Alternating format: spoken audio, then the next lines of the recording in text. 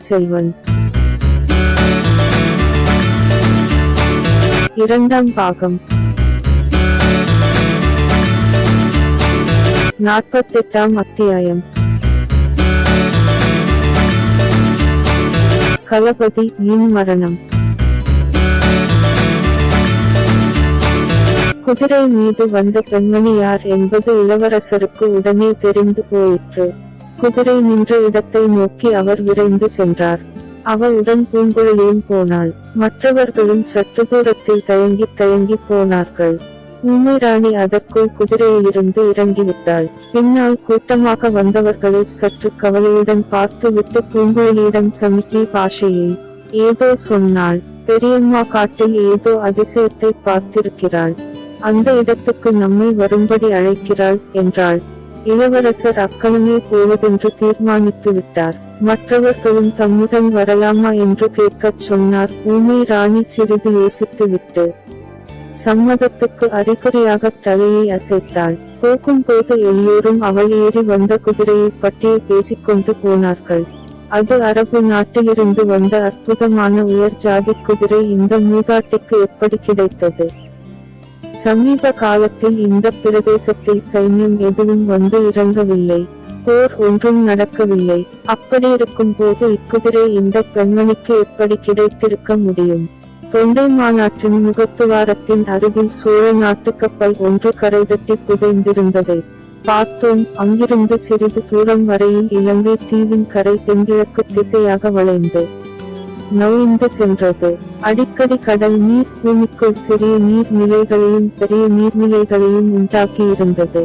இத்தகைய வளைகுடா ஒன்றுக்குள்ளிருந்து தான் வந்தியத்தேவன் முதலியவர்கள் அன்று காலையில் பார்த்த கப்பல் வழியே வந்து கடலில் சென்றது. இப்போது ஊமை ராணி தென்கிழக்கு திசையிலே அவர்களை அழைத்து கொண்டு சென்றாள். அடர்ந்த காட்டுக்குள்ளே புகுந்து சென்றாள். போக போக இளவரசரின் ஆர்வம் அதிகமாயிற்று. ஏதோ ஒரு முக்கியமான சம்பவம் நடந்திருக்க வேண்டும். இல்லாவிட்டால் இவ்வளவு தூரம் நம்மை இம்மூதாட்டி அழைத்து போக மாட்டாள் என்று எண்ணினார். திடீரென்று அச்சம்பவம் அவர்களுடைய கண் முன்னால் வந்து நின்றது. காட்டில் சிறிது இடைவெளி ஏற்பட்டது. நீர்நிலை ஒன்று தெரிந்தது. அதன் கரையில் மனிதர்கள் சிலர் இறந்து கிடந்தார்கள். பிணங்களின் நாற்றத்தோடு காய்ந்து போன மனித இரத்தத்தின் நாற்றமும் கலந்து வந்தது. எத்தனையோ போர்க்களங்களின் அனுபவம் பெற்ற அந்த மனிதர்களுக்கு உயிரில்லா மனித உடல்களும் காய்ந்த இரத்தமும் புதிய அனுபவங்கள் அல்ல. எனினும் ஏதோ அதிசயமான மர்ம பயங்கரமான காரியம் இங்கே நடந்திருக்கிறது என்ற எண்ணம் எல்லாருடைய மனத்திலும் ஆர்வத்தோடு அருவருப்பையும் உண்டாக்கியது. அருகிலே சென்று பார்த்தால் உயிரற்று கிடந்த உடல்கள் எல்லாம் தமிழ்நாட்டு மாலுமிகள் உடல்கள் என்று தெரிய வந்தது. சீக்கிரம் யாருக்காவது இன்னும் உயிர் இருக்கிறதா என்று பாருங்கள் என்று இளவரசர் கூவினார். அவருடன் வந்தவர்கள் ஒவ்வொரு உடலுக்கு அருகிலும் சென்று பரிசோதிக்கத் தொடங்கினார்கள். இளவரசரை ஊமை ராணி மறுபடியும் கையினால் சமிக்கை செய்து அழைத்து போனாள். உடல்கள் கிடந்த இடத்துக்கு சிறிது தூரத்துக்கப்பால் இருந்த மரத்தடிக்கு அழைத்து போனாள். அந்த மரத்தடியில் ஒரு கோர ஸ்வரூபம் சாய்ந்து படுத்திருந்தது. படுத்திருந்தவன் மனிதன்தான். ஆனால் அதை நம்புவது கஷ்டமாயிருந்தது. உடம்பெல்லாம் காயங்கள். மண்டையில் பட்டிருந்த காயங்களிலிருந்து இரத்தம் முகத்தில் வழிந்து மிக பயங்கரமாகச் செய்திருந்தது. ஒவ்வொரு கணமும் மரணத்தை எதிர்பார்த்து கொண்டிருந்த அம்மனிதனுடைய முகத்தில் இளவரசரை கண்டதும் மலர்ச்சி சிறிய அறிகுறி தோன்றியது. அவன் வாய் திறந்து ஏதோ பேச முயன்றான். ஆனால் அவன் வாயிலும் இரத்தமாயிருந்தபடியால் அவனுடைய முகத்தின் கோரம் அதிகம் ஆயிற்று. இளவரசர் பரபரப்புடன் அவன் அருகில் போய் உட்கார்ந்தார். சீக்கிரம் தண்ணீர் கொண்டு வாருங்கள் என்று கத்தினார். அம்மனிதன் வேண்டாம் இளவரசே, சற்று முன்னால் தான் இந்த பெண்மணி தண்ணீர் கொடுத்தாள். அவள் அச்சமயம் வராதிருந்தால் இதற்குள் என் உயிர் பிரிந்திருக்கும். ஐயா, தங்களுக்கு துரோகம் செய்ய வந்ததின் பலனை இங்கேயே அனுபவித்து விட்டேன். மறு உலகில் இதற்காக மறுபடியும் கடவுள் என்னை தண்டிக்க மாட்டார் என்றான். இளவரசர் அவன் குரலை கேட்டதும் முகத்தை உற்று பார்த்தார். களபதி. அந்நாளில் சேனை தலைவனை தளபதி என்று அழைத்தது போல் மரக்கல தலைவனை களபதி என்று அழைத்தார்கள். இது என்ன பேச்சு? இதெல்லாம் எப்படி நடந்தது? எனக்கு நீர் என்ன துரோகம் செய்வதற்காக வந்தீர்? அதை நான் நம்பவே முடியாது என்றார். ஐயா, தங்கள் உத்தம குணத்தினால் அப்படிச் சொல்கிறீர்கள். பழுவேட்டரையர்களின் சொற்படி தங்களை சிறைப்படுத்திக் கொண்டு போக வந்தேன். இதோ கட்டளை என்று சொல்லி மடியிலிருந்து ஓலை ஒன்றை எடுத்துக் கொடுத்தான். சாப்புந்தருவாயில் இருந்த களபதி ஓலையை கண்ணோட்டமாக இளவரசர் ஒரு வினாடியில் பார்வையிட்டார். இதில் உமது துரோகம் என்ன? சக்கரவர்த்தியின் கட்டளையைத்தானே நிறைவேற்ற வந்தீர். அதையறிந்து நானே விரைந்து ஓடி வந்தேன். அதற்குள் இந்த விபரீதங்கள் எப்படி நேர்ந்தன? சீக்கிரம் சொல்லுங்கள் என்றார். சீக்கிரம் சொல்லத்தான் வேண்டும், இல்லாவிட்டால் அப்புறம் சொல்லவே முடியாது என்றான் களபதி. பிறகு அவன் அடிக்கடி தட்டுத்தடுமாறி பின்வரும் வரலாற்றை கூறினான். சக்கரவர்த்தியின் கட்டளையை பெற்றுக்கொண்டு களபதி 2 கப்பல்களுடன் நாகப்பட்டினத்திலிருந்து கிளம்பினான். அந்த வேலை அவனுக்கு பிடிக்கவில்லைதான். ஆயினும் சக்கரவர்த்தியின் கட்டளையை மீற முடியாமல் புறப்பட்டான். புறப்படும்போது பழுவேட்டரையர்கள் அவனிடம் கண்டிப்பாக சில கட்டளைகளை இட்டிருந்தார்கள். அதாவது இலங்கையை அடைந்ததும் தனியான இடத்தில் கப்பல்களை நிறுத்திக் கொண்டு இளவரசர் எங்கே இருக்கிறார் என்று முதலில் தெரிந்து கொள்ள வேண்டும். பிறகு அவரை நேரில் சந்தித்து சக்கரவர்த்தியின் ஓலையை கொடுக்க வேண்டும். அதற்கு முன்னால் சேனாதிபதி கொடும்பாளூர் வேளாருக்கு இந்த செய்தி தெரியக்கூடாது. இளவரசரிடம் கட்டளையை கொடுத்த பிறகு அவராக வந்தால் சரி, இல்லாவிட்டால் பலவந்தமாக சிறைப்படுத்தியாவது கொண்டு வர வேண்டும்.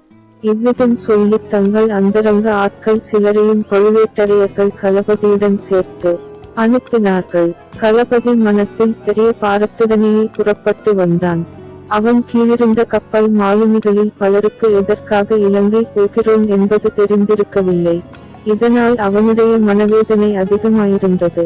அவர்களிடம் எப்படிச் சொல்வது என்று தயங்கினான். கப்பல்களை தொண்டை மாநாட்டின் முகத்துவாரத்தில் கொண்டு போய் நிறுத்திய பிறகு களபதி இன்னும் சில மாலுமிகளோடு காங்கேசன் துறைக்கு போனான். இளவரசர் அப்போது எங்கே இருக்கிறார் என்று விசாரித்து வருவதற்காகத்தான். தென்னிலங்கையின் உட்பகுதியில் இளவரசர் பிரயாணம் செய்து கொண்டிருப்பதாக காங்கேசன் துறையில் தெரிந்து கொண்டு திரும்பி வந்தான். களபதி திரும்பி வருவதற்குள்ளே மாலுமிகளுக்கு விஷயம் தெரிந்து விட்டது. பழுவேட்டரையரின் அந்தரங்க ஆட்கள் சிலர் இருந்தார்கள் அல்லவா, அவர்கள் மூலம் பிரஸ்தாபம் ஆகிவிட்டது. களபதி திரும்பி வந்ததும் மாலுமிகள் கூட்டமாகச் சேர்ந்து கொண்டு களபதியிடம் கேட்டார்கள். புண்ணியம் செல்வரை சிறைப்படுத்திக் கொண்டு போகவா நாம் வந்திருக்கிறோம் என்று வினவினார்கள். களபதி உண்மையை கூறினான். நாம் இராஜாங்க சேவையில் இருப்பவர்கள், சக்கரவர்த்தியின் கட்டளையை நிறைவேற்ற வேண்டியவர்கள் என்றான். எங்களால் அது முடியாது. இது சக்கரவர்த்தியின் கட்டளையும் அல்ல, பழுவேட்டரையர்களின் கட்டளை என்றார்கள். பின்னே நீங்கள் என்னதான் செய்யப் போகிறீர்கள் என்று களபதி கேட்டான். மாதோட்டம் சென்று இளவரசருடன் சேர்ந்து கொள்ளப் போகிறோம். மாதோட்டத்தில் இளவரசர் இல்லையே. இல்லாவிடில் சேனாதிபதி கொடும்பாளூர் வேளாரிடம் சரண் அடைவோம். களபதி அவர்களுக்கு எவ்வளவோ சொல்லி பார்த்ததும் பயனில்லை. களபதியுடன் நிற்பதற்கு பழுவேட்டரையர்களின் அந்தரங்க ஆட்கள் உள்படச் சுமார் 10 பேர்தான் சம்மதித்தார்கள். 10 பேரை வைத்துக் கொண்டு 200 பேரை என்ன செய்ய முடியும்? சரி, அப்படியானால் இப்போதே போய்த் தொலையுங்கள். பின்னால் வருகிறதையும் அனுபவித்துக் கொள்ளுங்கள். என்னால் இயன்றவரையில் என் கடமையை நான் செய்வேன் என்றான் களபதி. மாலுமிகளில் பலர் 2 கப்பல்களில் ஒன்றை செலுத்திக் கொண்டு மாதோட்டம் போகலாம் என்று உத்தேசித்தார்கள். மற்றும் சிலர் அதை ஆட்சேபித்தார்கள். ஆகவே கப்பலிருந்து இறங்கி தரைமார்க்கமாகவே புறப்பட்டார்கள். புறப்படும் அவசரத்தில் அவர்கள் ஏறியிருந்த கப்பலுக்கு நங்கூரம் பாய்ச்சவில்லை. கப்பல் நகர்ந்து சென்று கரைதட்டி உடைந்து மண்ணில் புதைந்து விட்டது.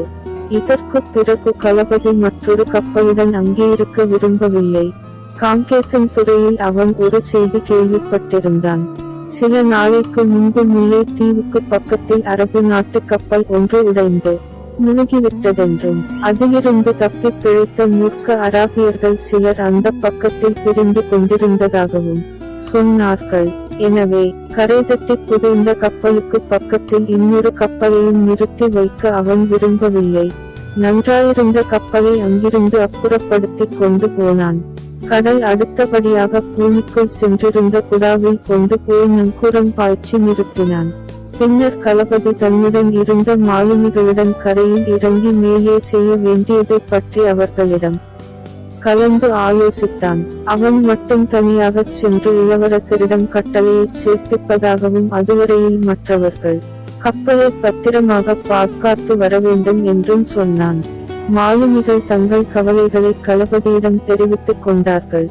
அவர்களுக்கு களபதி தைரியம் கூடிக் கொண்டிருக்கும் போதே மயிர்கூச்சு எடுக்கும்படியான பயங்கர கூச்சல்களை போட்டுக்கொண்டு சில மனிதர்கள் அவர்களை சூழ்ந்து கொண்டு தாக்கினார்கள். அவர்கள் அரபு நாட்டார் என்பது தெரிந்தது. தமிழ் மாலுமிகள் அச்சமயம் இந்த தாக்குதலை எதிர்பார்க்கவில்லை. சண்டைக்கு ஆயத்தமாகவும் இருக்கவில்லை. கையில் கத்திகளும் வைத்திருக்கவில்லை. எனினும் தீரத்துடன் போராடினார்கள். போராடி எல்லாரும் உயிரை விட்டார்கள். இளவரசே, நான் ஒருவன் மட்டும் மரண காயங்களுடன் ஓடி ஒளிந்து உயிரை காப்பாற்றிக் கொண்டேன். நடந்தது என்னவென்றை யாருக்காவது சொல்ல வேண்டும் என்பதற்காகவே இதுவரையில் உயிரை வைத்துக் கொண்டிருந்தேன். இளவரசே, தங்களையே நேரில் பார்த்துச் சொல்லும்படியான பாக்கியம் எனக்கு கிட்டிவிட்டது. தங்களுக்கு நான் துரோகம் செய்ய எண்ணியதற்கு பலனையும் அனுபவித்து விட்டேன். பொன்னியின் செல்வரே, என்னை மன்னித்து விடுங்கள் என்றான் களபதி. கடமையை ஆற்றிய களபதியே, உம்மை எதற்காக நான் மன்னிக்க வேண்டும்? போர்க்களத்தில் உயிரை விடும் வீரர்கள் அடையும் வீர சொர்க்கம் ஒன்று இருந்தால் அதற்கு நீரும் அவசியம். போய்ச் சேருவீர், சந்தேகம் இல்லை என்று சொல்லி இளவரசர் அக்களபதியின் தீயின கொதித்த நெற்றியை தடவிக் கொடுத்தார். களபதியின் கண்களிலிருந்து அப்போது பெருகிய கண்ணீர் அவன் முகத்தில் வழிந்திருந்த இரத்தத்தோடு கலந்தது. மிக்க சிரமத்துடன் அவன் தன் கைகளை தூக்கி இளவரசரின் கரத்தை பிடித்து கண்களில் ஒற்றிக் கொண்டான். இளவரசரின் கரம் களபதியின் கண்ணீரால் நனைந்தது. அவருடைய கண்களிலும் கண்ணீர் துளித்தது. சிறிது நேரத்துக்கெல்லாம் களபதியின் உயிர் அவன் உடலை விட்டு பிரிந்தது.